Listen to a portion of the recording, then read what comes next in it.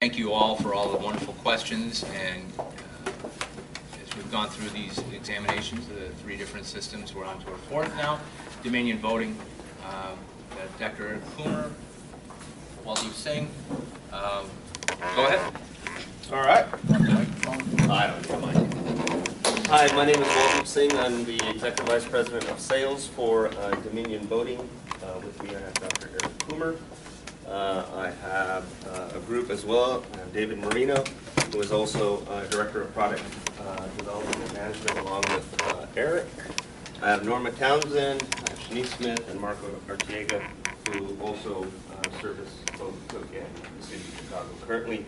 And with me I also have John Poulos, who is our President and CEO. So we're here to answer any questions, obviously not of the technical nature. We'll leave that to the doctor and David. But certainly any questions that arise, we'll be able to address them. My 30-second spiel on Dominion Voting. We operate in 33 states. We have more than 1,200 customers across the country. We just installed a large system in Puerto Rico, Elections Ontario as well, and we're upgrading accounts obviously throughout the country. Just in terms of format today, we are going to walk through our product mix. And our product mix will start with warehouse logistics and things like that. So we'll talk about things that are germane to the individuals that actually use the equipment, from warehouse to training to voters as well. So Eric will start with the warehouse, and then he'll walk through actually starting the voting process. So if you have any questions along the way, by all means ask them, or we can wait till the end. It's entirely up to you. Hi, everybody. So we're going to start with our latest product offering. It's the ImageCast X. The X is because it's highly configurable. We're showing you 2 configurations here. The first one is it works as a ballot marking device. So it's a similar interface to the current Edge 2 Plus machines that are used for early vote and ADA. But it has a ballot marking device as opposed to a VVPAT, which is over here in this configuration. This is essentially identical to the Edge 2 Plus, obviously with the latest and greatest hardware and software on it. So what's nice about these devices is, first, they are all commercially available off the shelf. They're not proprietary. Go ahead and turn this one on. I'm going to walk through actually programming the machine. So what's the advantage there? First, from a maintenance and operational aspect, things like the touchscreen. You no longer have to configure and calibrate the actual touchscreens, which is a big issue with the current devices. The other thing is that they have standard interfaces, standard USB sticks for programming and getting your results. So as this unit starts up, it's not currently configured. So much like we do currently, we have our election management system, and you put your machine files on the USB stick, plug it into the port in the back. One of the other key things that we've really focused on is security. So in order to actually interact with the device to program an election, you need a security card. This is a tech worker's card. It provides a physical access mechanism as well as a required PIN to access the device. And once I do that, loading the election is simply hitting load settings, choosing the file, and copy. So what's going on here right now is it's actually decrypting the file. We don't share any election information in plain text. Everything's encrypted. My machine's now programmed. The election's on there. In order to open the polls, I have a second card. It's a poll worker card, and that's unique. That can be unique to the precinct, can be unique to the entire election. It's really configurable through the election management system. So as a poll worker, again, I have a card and a PIN to provide access. And to open the polls, first decrypts the file. So this includes all of the ballot styles for the entire election.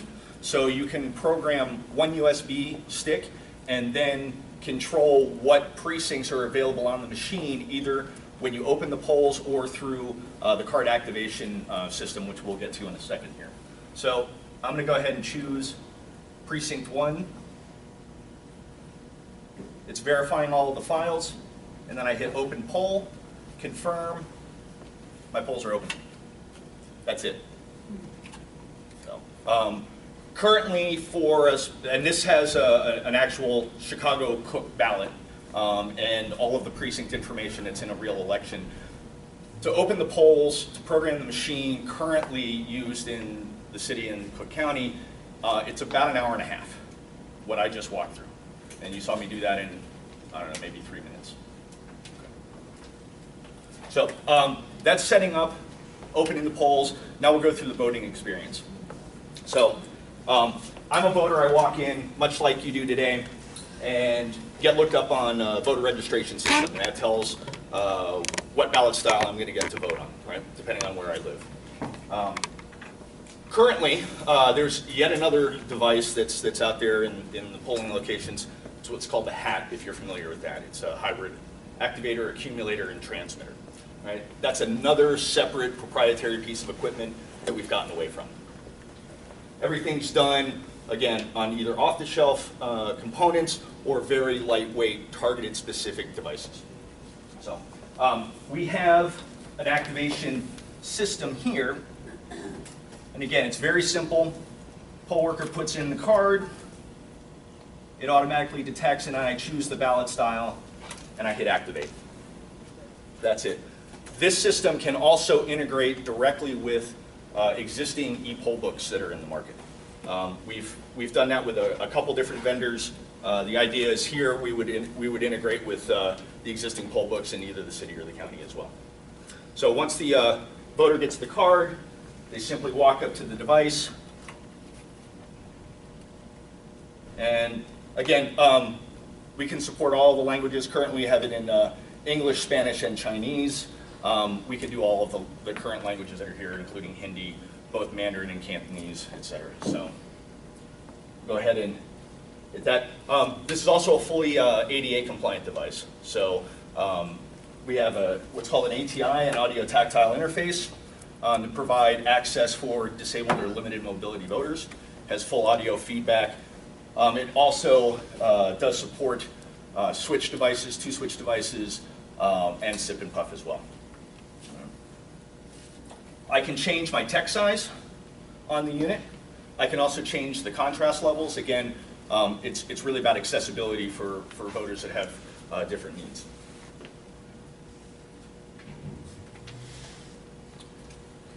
Again, the interface is very similar to the Edge 2 Plus that's currently in the city and the county. I have a navigation buttons. Here's my proposal. Right? To select, I simply touch the screen. If I want to choose another option, I deselect. Again, very much like what voters are used to currently. So we'll go ahead and hit next. We'll vote a couple contests here. We'll go to review. Now again, I said multiple configurations are available for this device. This one is a ballot marking device. So I've made all of my selections through the screen, and then when I hit print ballot, I'm going to get a ballot that's printed out on this device right next, which again is an off-the-shelf HP printer. Now it's a rather long ballot, so it takes 2 sides. It auto-duplexes. And this is the ballot I get out for the voter.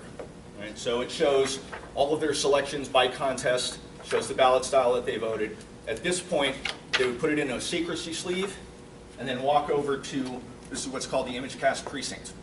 Right? This is what scans the ballot. This is similar to currently the Insight that's used in Chicago and Cook County. So this is warning me that I've undervoted one of the major contests, the state constitutional contests. As a voter, I can choose to cast that or return it. I'm going to go ahead and cast. And then that would drop right into the ballot box. The voter's done at this point. So that's one method, one configuration that we offer. This same device can also handle standard hand-marked ballot as well. Same device, there's no configuration that's necessary. Voter simply gets a ballot, marks it out, puts it right into the device. And this one's going to return to me because I've got an overvote on there. So again, it offers second chance voting, and I can go ahead and cast that again. That's I think that's the wrong precinct. Oh, okay, Yes. yeah. So this machine is configured for precinct 1, and we printed ballots for precinct 1 and 2. So if you feed a ballot for precinct 2, the machine is going to kick it back and it's going to tell you this ballot is not accepted in this device, like it works today in the current issues. That was the ballot box back there, by the way. All right, so those are two methods of using an increasing scanner. We also have the ImageCast X configured as a true DRE, which is a direct report electronic device. So instead of getting a physical ballot that then gets scanned, it stores the records electronically and prints out what's called a VVPAT receipt, which is a text representation of the vote. So again, it's the same interface. I have the navigation buttons. I can make my selections. Right? And when I go to review, when I hit print, it's actually printing the record of the vote here on the VVPAT. So I get the opportunity for each page for the voter to verify that that is how they wanted to cast their ballot. I can print the next page. If you notice here, the screen is actually going blank. That's done for voter privacy. So currently, if out in the field, sometimes things happen where the VVPAT may malfunction for whatever reason. And when that happens, if it's in the middle of printing a vote, a poll worker has to come and interact with the machine and can see how a voter is actually casting their ballot. This prevents that from happening. So if anything needs to be addressed, if a voter needs some assistance for whatever reason, they can do that in privacy. And I think there's one more page to print after this one. Also, in the current machines, after each voter, the printer advanced basically 12 inches of paper, so the next voter doesn't see the record of the previous voter. And that's basically 12 inches of wasted space. Right. With this screen that completely blanks, we don't have to go that 12 inches because it's only going to show you the new record of the new voter. The record of the previous voter is not going to be visible at all. Yeah, again, the biggest thing there is, again, from a usability maintenance aspect, it's limiting the number of times you have to change the paper roll, which, again, in the current system can be arduous. So if I do need to change the paper roll, I simply open the device here. I have one lever that comes down here. I have one lever that comes up here. And my spindle simply pops out. Pops right back in.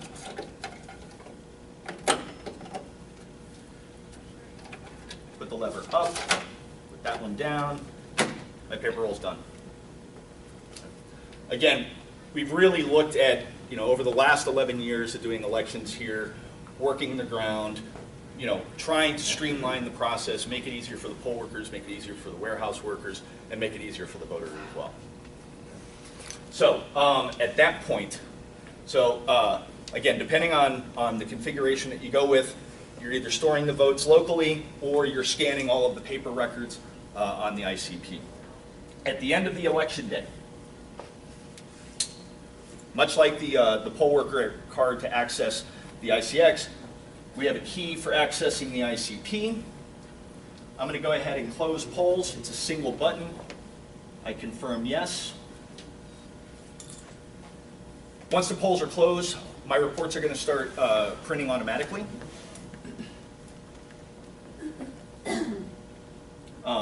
Actually, I don't think I have it configured for that. No, that one is not configured to print automatically. If it's configured to print automatically, it'll print anywhere from 1 to 5, 10 copies, however many are needed in the jurisdiction.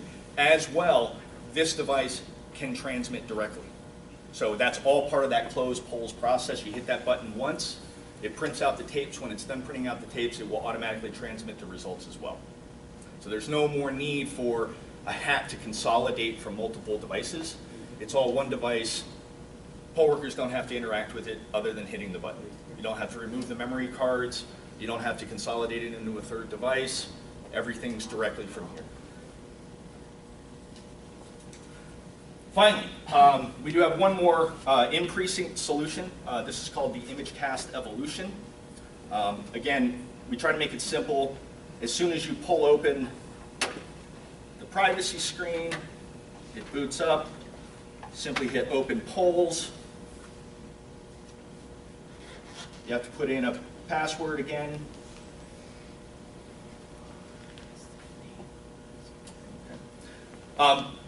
This works very much like the ImageCast Precinct. It accepts either the ICX marked ballots or the hand marked ballots. It's actually printing the zero proof automatically there. I'm going to go ahead and interrupt that.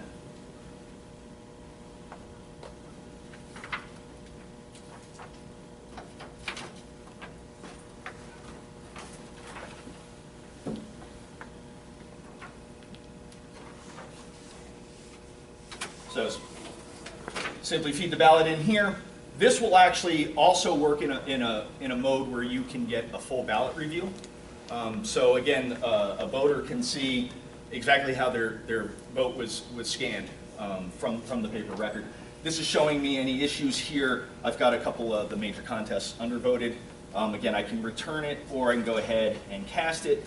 So the voter has a second chance to take that ballot and address the mistakes. The key thing with this device, what sets this apart from the ImageCast Precinct, is it is an all-in-one ADA accessible device as well.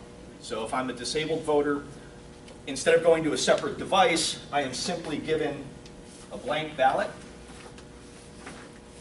I've got a blank in here. Simply given a blank ballot. I have to mark my judge's initials. We're going to set up, the poll worker needs to enable the device for an accessible voting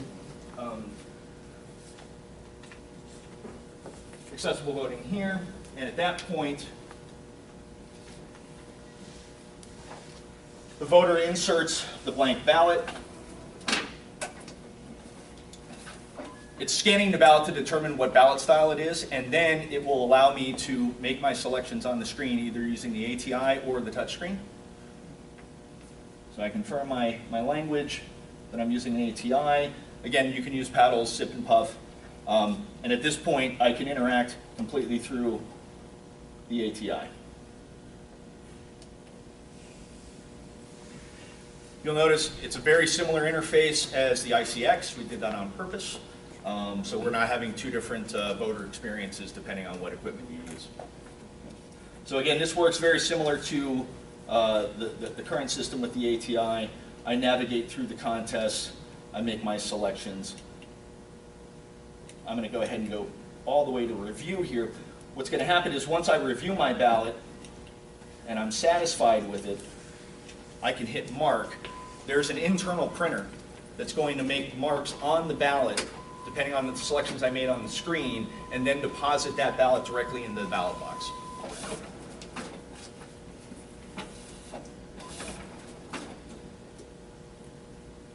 Something important of these marks that are created on the ballot is we have a huge library of handmade marks. So it's not a perfect oval that you're going to be able to identify that was marked by a machine.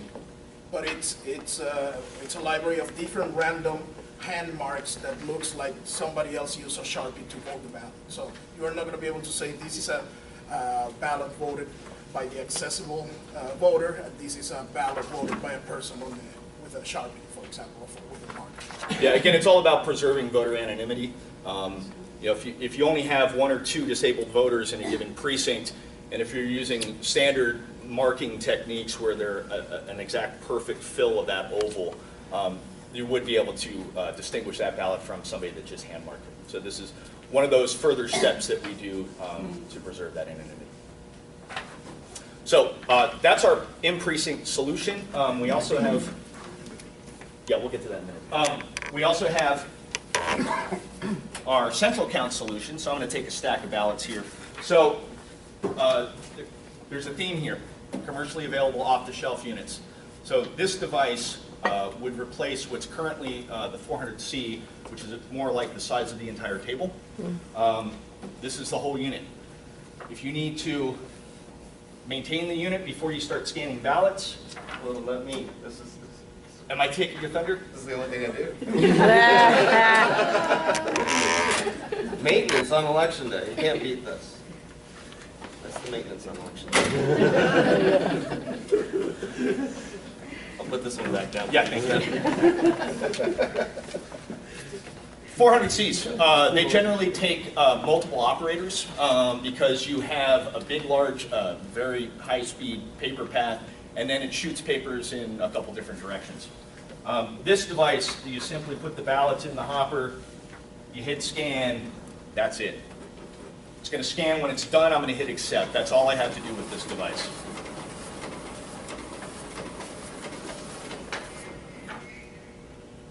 And the length of the ballot is not material. We can go up to 22 inches, various styles, various configurations. So it's not an issue on any of our categories. Yeah, so this is currently an 8.5 by 14 inch ballot. We can do everything down to an 8.5 by 11, all the way up to an 8.5 by 22 inch ballot. Really flexible layouts as well. This is currently a 3-column, but we can do up to 4 columns. You can also do a mix. So if you have a large referenda with a lot of text, you can put that right across the top, voting targets below that, and then you can have multiple columns below that for other contests.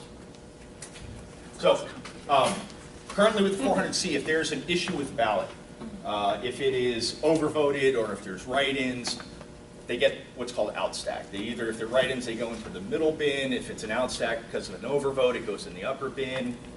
None of that happens with this device. We handle everything currently digitally.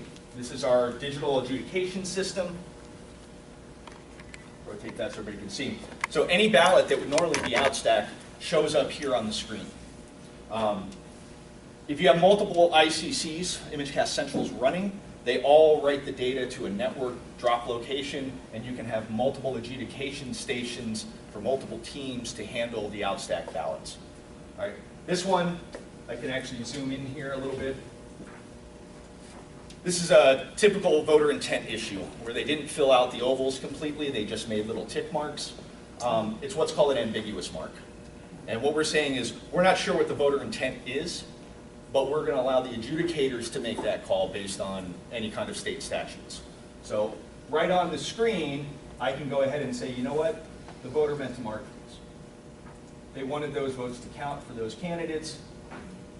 I can do the back page. I'm not going to fill all of them in here. And then I hit complete. It's going to go on to the next ballot. And this is another classic one where the voter has circled the names instead of filling in the ovals. Any ballot that needs to be looked at will show up automatically on the screen. The other key thing here is what I haven't talked about. So obviously we take an image of every ballot that's cast, front and back, but we also have what's called the audit mark. That's part of the image, and it is a text record of how the scanner actually counted that ballot when it was scanned. So it shows here, and there's a variety of information that's included on that. It shows which tabulator it was scanned on, which batch it was created in. And for the ICC, because it's central, it actually gives you the number of the ballot within the stack. We do the same audit mark creation on the precinct devices, but we don't index the paper, again, for voter anonymity. But again, you'll see here, it just shows you exactly how that ballot was marked and counted when it was scanned.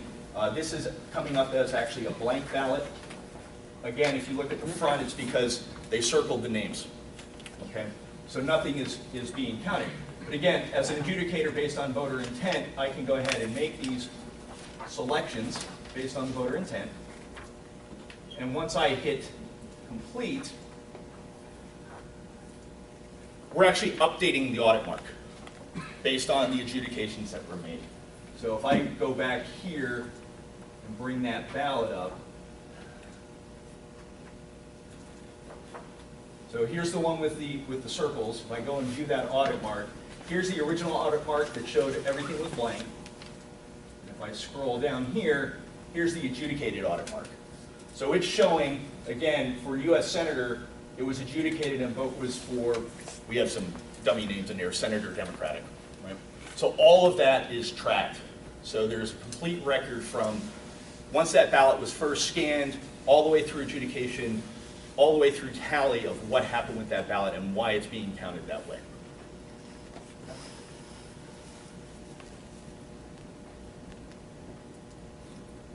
So that audit mark, some key things here. This is a great tool for doing things like audits and recounts. Okay, so things like 5% recounts these days. We have an entire additional system that works very similar to the adjudication product, but it's for reviewing ballots.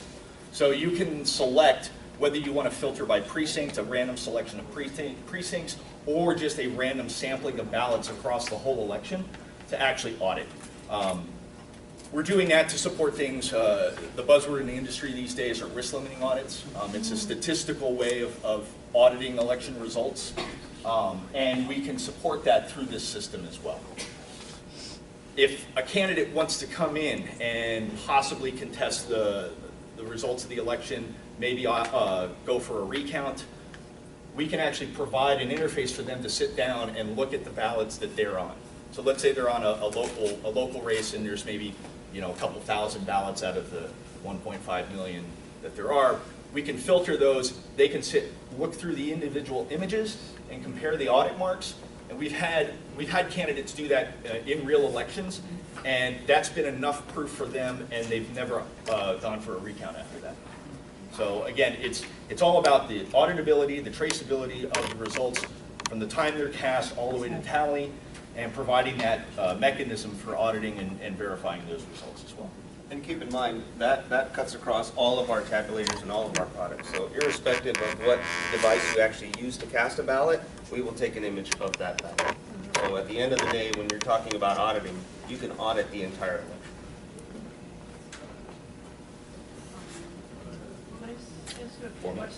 Sure. Is there a judge involved?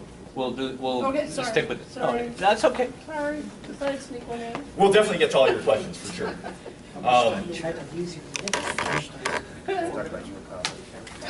Yeah, so stepping back a bit here, all of these devices, they're all driven by one single database. So whether you're voting in the precinct on the ICX, whether you're voting in the precinct on paper ballots, whether you're getting a mail ballot, everything, all the layout for the screens, all the layout for the paper, it's all done in one system. It's our election management system. We also provide, from that same system, UACAVA voters. So an online portal for overseas voters, military voters. From that same database, what they end up printing at home is the exact same ballot that comes out of the ICX BMD. So I think it's on the floor back there. The ACC. It's on the ACC. Next to it. Oh, yeah. It's this same ballot that gets printed out on the ballot marking device. A UACAVA voter can print this at home and mail it back. And then it can be scanned directly on our units as well. So it is the full service election system, regardless of the voting channel.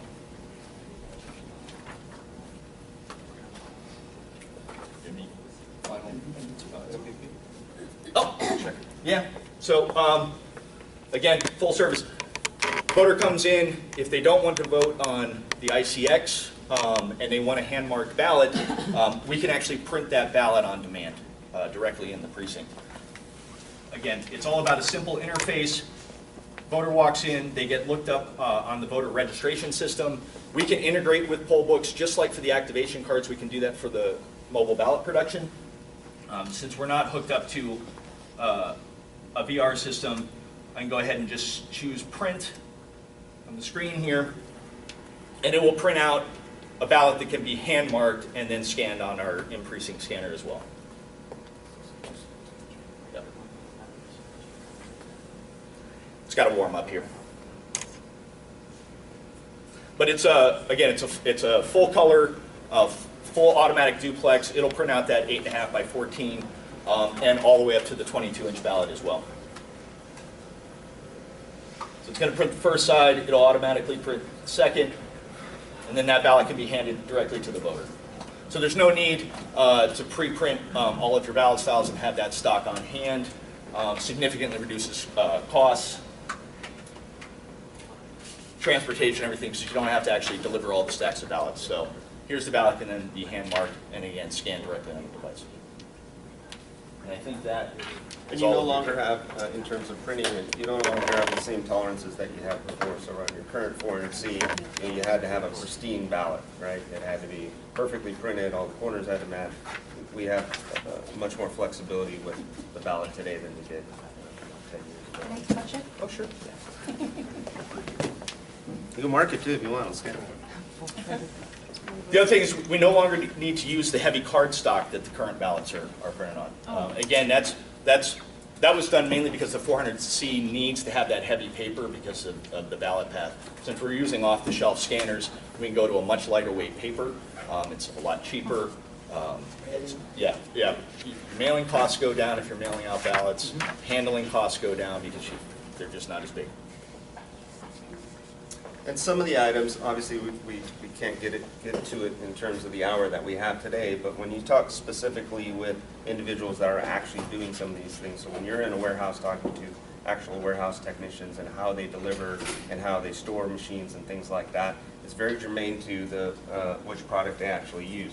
So, for example, in Clark County, Nevada, they just upgraded to this system, and what they do is they deploy 5,000 of these across their vote centers.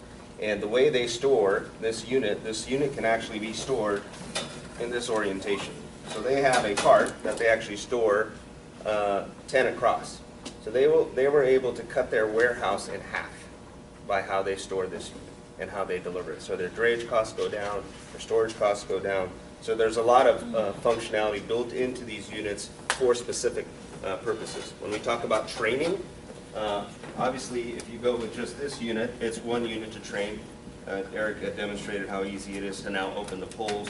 You no longer have all of those steps. You got to go hit print, you got to do this, you got to consolidate at the end of the night, you got to hit transmit, you got to go to the hat, you got to take this out of this and put it in this. So we've learned a lot, obviously, in the last 10 years. So we've been listening. It's not like we just sat in a room and said, you know, here's the next generation equipment and let me know how it goes. So these are conversations that we've had over multiple years with multiple individuals, not just within the city and county here, but also across the country.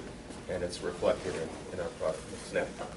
Final thing, current units, E2Ps. They have batteries. You need batteries in case you lose power in a voting precinct. You need to continue having a voting process. E2Ps have batteries. The ICX has batteries, but the E2P, the batteries are internal, can't be removed, and they need to be charged. So they need to be plugged into the wall. Here, we've got what's essentially a very large sort of laptop-type battery. There's actually 2 of them in there. So instead of having to hook each unit up to recharge the batteries, you can have an actual charging station. Right? So you can take, when the election's done, you can actually store the units very compactly, take out the battery, put it on a charging station, and then put it back in the device when your next election comes in. So again, it's all about streamlining that whole process from the warehouse all the way to the voter experience. And some of the things that we've looked at when we've gone off the shelf on some of our products, certainly we also maintain some proprietary products as well. But you know, Canon can take a better image of a ballot than any voting system vendor that's out there. Right? This is what they do for a living.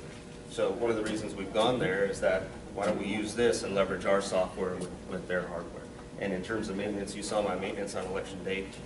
There's rollers in here. That's what you're actually replacing at any point in time. These rollers you can buy at Best Buy, you can buy at Fry's. It's not something that you have to get from a vendor. And it's a whole lot cheaper than replacing drums on 400Cs. It doesn't have all these moving parts and things like that.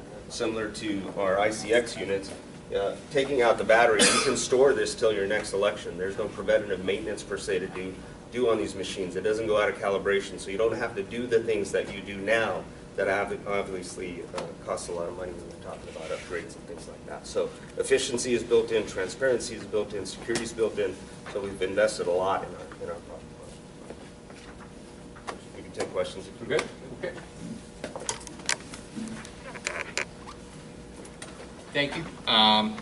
First question is from Dan Sheehan. Is transmission modem turned off during voting hours? Are you certified federally and at the state of Illinois It says Chicago and Cook County. That part I can answer. We don't certify equipment. The state and the federal government does, but yes. While the polls are open, there's no way to access the modem transmission function at all. We actually disable the port entirely.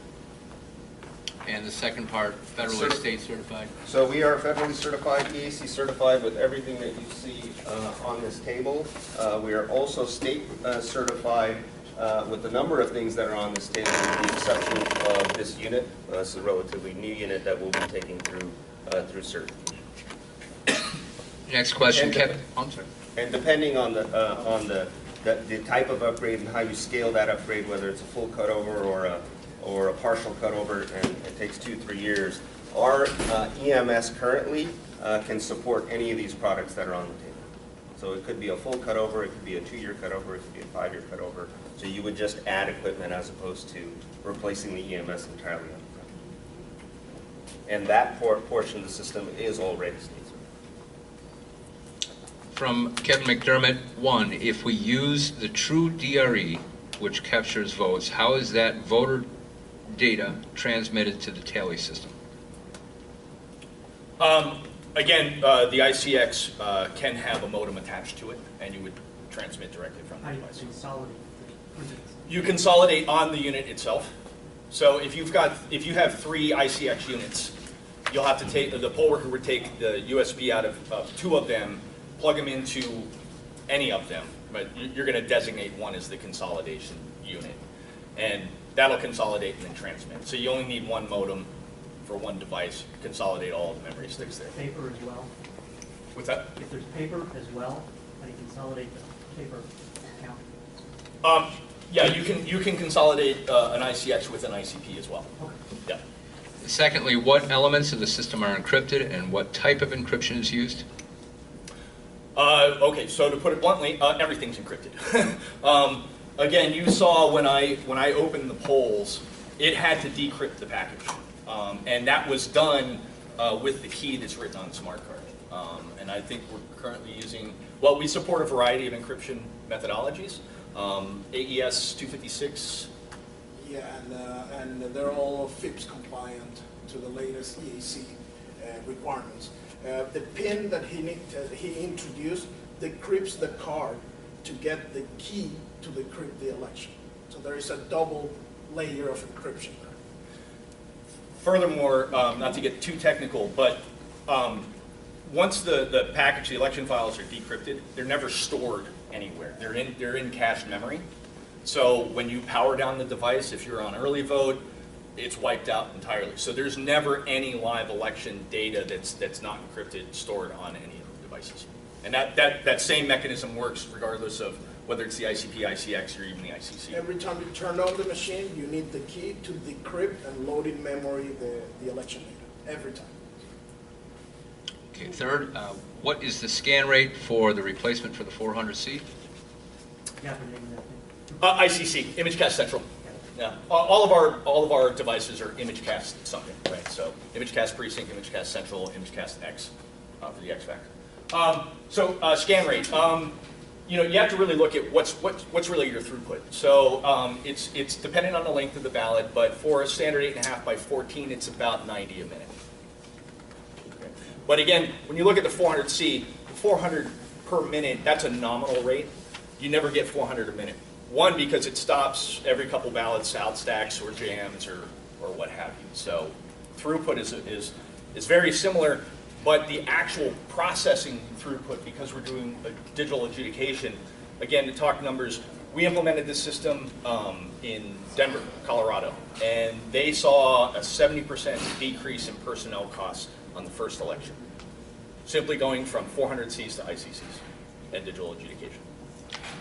Nancy Svenen, is there an off switch for the ballot imaging function on the scanners? You mean to not store the actual image? Is that... To be able to turn it off at any point.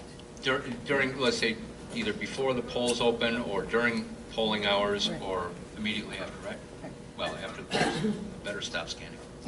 Well, yeah. I mean, again, once the polls are closed, they're closed, right?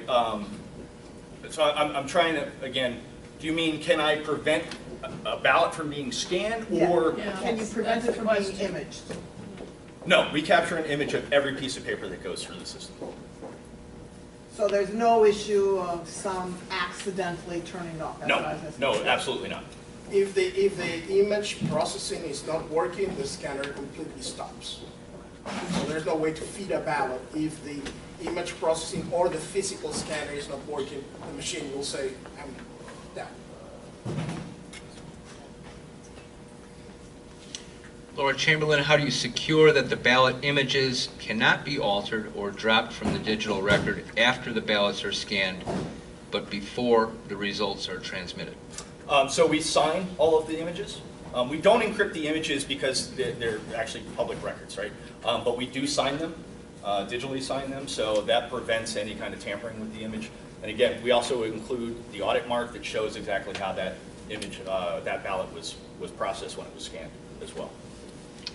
Same question, or does the system allow alterations of the ballot images after the election? Only through the adjudication system. Again, because I'm making adjudications on the records, we update the audit mark. We never update the actual image of the physical ballot front and back. So and again, we re-sign that through the system based on our encryption technology. So outside of the adjudication process, no? Right. If somebody tried to alter an image, it would invalidate the signature, and we would detect that on the system. Same question, when you use the ballot marking device, the ballot that gets printed lists only the choices the voter has voted? Correct? Yes. Yeah, that is correct. And it will list if they didn't make a selection or they didn't fully vote a contest, it lists it as blank or selection not made. Same question, or what is the longevity of the paper records produced by the system? We meet all of the statutory requirements. I think it's a minimum of 2 years. But this, again, this is standard off-the-shelf paper. It has a much longer shelf life. Next, are there any memory devices in the scanner, the ICP, at all? Yes, we have to store the images and the vote records somewhere. Each ICP or ICE has a redundant memory storage. For the ICP and ICC, we're using compact flashcards. For the ICX, we're using USB sticks. What is the vehicle for the transmission from the ICP? Is it cellular modem versus VPN? Well, it is a cellular modem that can be configured in a VPN, right? And we currently in Chicago, Cook County, we work with Verizon to secure that network. So we would have the same capabilities here. Next, for the second ballot marking machine, does the voter get to check the ballot before the machine casts the ballot? Yes, that they're reviewing the VVPAT. The VVPAT is actually the official record. Yeah, Oh yeah, it works the same. Yeah, there's a full review process as well. on the machine, but not on the ballot. On the machine, on the ballot. You can have the ballot returned if you Yeah. After it's marked, you can look at it. Yeah. And then put it in. test, yes. Yes. Same question. I'm sorry. No, but the ballot, after it's marked, is scanned by the scanner and it gives you the feedback. But you, after that, you can either cast or return it and see it physically if you want. And mainly it's for, if you want to spoil the ballot, you want to change your mind and things of that nature. It doesn't have the capability to return. Same question. Are any of the software components of your system open source? No, they are not. Are there any circumstances where you would open your software to scrutiny by the public? It depends on state statutes. We do work in a couple states that we're required to escrow all of our software, and public can request access to that in a controlled fashion. Eric, I'll also chime in there. In some cases, Feel free to come on, oh, sorry. Mr. Poulos. In some cases where, in a few jurisdictions, we allow what we call controlled disclosure, where members of the public come in if the jurisdiction that's using the equipment so wants that, and members can do their own source code review on it. Certain conditions, they can't take it with them, but it's pretty straightforward. George, I hope I do this right. Ansveda? Yeah, pretty good. Lucky. What wireless chipset / modem does the hardware have? We support a variety. So it's really up to the jurisdictions, what technology they want to use, what's compatible with their networks. Currently, in some jurisdictions, we're using basically a modem that is a 3G modem, GSM, but we can support multiple varieties of modems that can be. Including latest 4G standards as well. So that answers the next question, is it 3G or 4G? Verizon, AT&T, or Sprint, I'm assuming all? Yeah, all networks, right? Just We as have a point of fact, CDMA, yeah, I mean, we actually transmit from the ICP in Mongolia as well, so we're not limited in networks. And in Puerto Rico, there is 3 vendors because the island is not covered by any of the vendors completely. So we use 3 different cellular vendors for some ICPs with this vendor, Claro, AT&T, and TMobile, I think, in the different parts of the island. So. Everything gets complicated. Layla, I'm sorry, I can't make out the... Rob. As the ballots are scanned, does the scanner print a serial number on the ballots before the ballot images are taken? Not in the precinct devices, no. Same questioner, then how do you find an image to corroborate with a real ballot early in the canvassing of election results?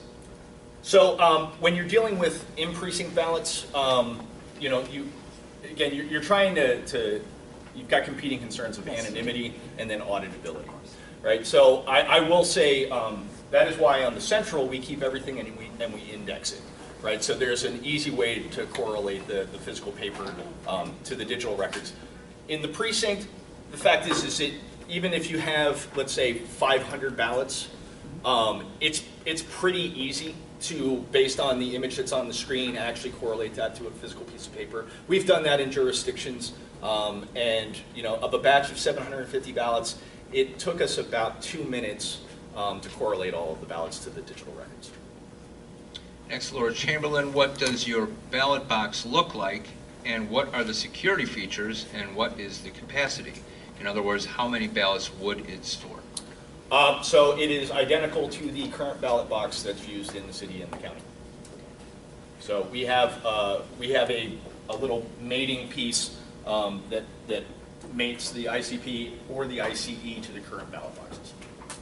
And really, that's up to the jurisdiction. So we have hard case ballot boxes as well, based on the logistics in the city and county. The carriers and things like that is why they have the collapsible ballot box.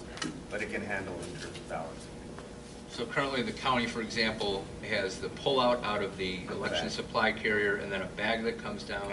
You can do either one? Yes. Okay. Claire Tobin, what happened in March 2012 when Dominion, he's got Sequoia voting systems. Oh, I don't know. When Sequoia voting system in Palm Beach County declared incorrect results for 3 different races. Yeah. So that was not a system error. That was a ballot production error. When the jurisdiction coded up the ballot originally, they had the candidates swapped on 3 of the races. So they realized that it wasn't in the correct order, so they changed the order in the system. Ballots had already been printed, and they didn't catch it in proofing. So that's why they were swapped. Same question. Dominion purchased Sequoia in June 2010. What is happening with their machines? I'm not sure I understand the question. Sequoia's machines. Sequoia's machines, when you purchased it in 2010, they're still in use, so what are you doing? Because there were, you know, a lot of reports of, errors or whatever. Well, we still support all of the legacy equipment from Sequoia. I mean, I was on site last week for the election here in Cook County, so we still provide full support for all of the equipment. And to the extent, obviously, possible, we're trying to upgrade them to, obviously, the latest and greatest for a variety of different reasons. So I don't think anybody wants to hold on to their legacy systems, but it's a complicated upgrade process, right? It's not, it's funding, it's a lot of things that go into it. Same questioner. Does your voting system use GEMS application, Global Election Management System? No, it's our election management system. It's Dominion's. It's called Democracy Suite. We don't use any of the legacy products for that. Jonathan Williams, what are you envisioning to carry the ICX and the ICP to the precinct polling place? We'd work with, to try to work with vendors to actually either update your carriers now, so we work within those parameters. We have carrying cases with wheels and not wheels, but it's an extra cost to you since you don't use that to actually deploy to your polling locations. So for example, in the city, in terms of early voting, we can put 20 of these things in one of the carrier as opposed to 4 or 5 of the big H2 pluses. So that's something that you discuss with the jurisdiction and work that out collaboratively. In our experience, having a vendor design something for you and giving it to you is probably the wrong thing. Our own Laura Grimm, to me, can you explain the infield fly rule? Yes. That was the softball? I cannot, actually. That's the one question I He's not the sports guy. We'll talk to you about that later. It's all about preventing an unfair double play, intentionally dropping it, and then doubling up runners on first and second, or first, second, and third. Well done. With less than 2 outs. Sounds suspicious. Gail Weisberg, does each ICX need its own printer? Yes, it does. Again, that's a voter anonymity issue. So that's actually a pretty common question. Why don't we have multiple terminals and one printer? You've got multiple people voting at one time. You're not sure whose ballot gets printed out first. You're looking at other people's ballots. So yes, so each ICX does get its own printer and a BMD, or its own VPAT if it's working as a DRE. Secondly, same question, why would we choose ICX system or the Evolution machine? It's really jurisdiction dependent. We're not telling you what device works best for your voters and your jurisdiction, right? We provide a variety of solutions. We'll match whatever implementation you decide to go with. So, they both provide full ADA compliant voter experience. They both provide printed paper records. They all have imaging of all of the ballots. They all have the audit mark. So it's just a different voter interaction. Our philosophy is not one size fits all, right? The reason why we have 3 or 4 tables is because we do have 1,200 customers, and not all of them want the same thing. As you can see, even this unit, it's pretty much the same unit, but it has 2 entirely different functions for accounts. Clark County might want it this way, the city of Chicago might want it a different way, Cook County might want it a different way. So we don't believe in the one size fits all. We've been working with customers over the years to actually get feedback on these types of units. So we'll actually take prototypes in, show them the prototype, get their feedback. We work with the accessibility community on the ATI all over the country, from San Francisco to New York to Florida, and get that input. So that feedback is part of our development cycle. So you won't see a one size fits all that says, here's a big monster machine that you guys should go with because it has everything. It's not how it works. Kevin McDermott, what mechanism replaces the hat listener to receive cellular transmissions? It's the ImageCast listener. So it's a similar infrastructure. It's obviously it's been updated for the latest and greatest. But yeah, so again, better encryption technology, but it's essentially this, similar to. It needs to know what cell numbers are calling in, same thing. Absolutely. Yeah. Same concept. Laura Chamberlain, how do you know Verizon, AT&T, Sprint, et cetera, are not storing the voter info, the ballots, the results, et cetera, in their own network, and thus open to NSA data mining? Because all of the data is encrypted. The files are encrypted and then the channel's encrypted, so even if they could get the data, they don't have the keys to actually look at the data. Yeah. There's 2 levels. The channel is encrypted, so they cannot get it. If for some reason they can get the data itself is encrypted, the one that we're sending. So it's a double encryption in that case. Didn't they just decrypt Apple when they had that problem with the smartphone? Well, I might point out, as far as the voter info, that's on a totally separate platform, so there wouldn't be any. There's no identifying. There's no Michael Jones information on a voter's system. There's no address, name, year of birth, any of that. That data becomes public. I thought the poll book. The poll book That's a separate, totally separate function. You never want to connect the two. Yeah. You want them to be able to activate a card maybe, or Yeah, whatever the the system card might doesn't be. have any voter information on it. It is simply a ballot style. But you got to remember, the results that are being transmitted are public, become public anyway. They're broadcast once they're received. The point of the encryption and the security is to make sure that nothing changes during that tunneling of results. And the ballot images, though, are not completely made public, just the results. That's up to the choice of the jurisdiction. That's generally driven by state statute. So many states require, and the ballot images are basically subject to FOIA requests. So if state law allowed or required us from any of these systems that were discussed today to make public the results, that would be the case. In the case of California, we're the only vendor certified under the 2005 BVSG requirements, and California has deemed the actual image with the audit mark as the official record as opposed to the ballot. So you never have to really go to the ballot ever again for a recount or anything. Okay. Pat Keenan, are you showing us the equipment that was tested in the Elections Ontario in 2016 in Canada? That was tested? Not sure what the question is. Two by-elections where we tested a new system with Dominion. Elections Ontario just purchased 6,000 of the ICP. Okay, That machine right there. okay, that answers my question. So the testing went well. They're doing online voting also. You'll count. Yeah, they, Right. I'm sorry, I can't talk. We can talk later. Well, with that, again, thank you for a wonderful round of questions, very thoughtful. We hope that you learned as much as we did today, and moving forward, at some point we'll be developing and issuing an RFP. With that concludes today's presentations. Thank you, everyone. Thank you very much.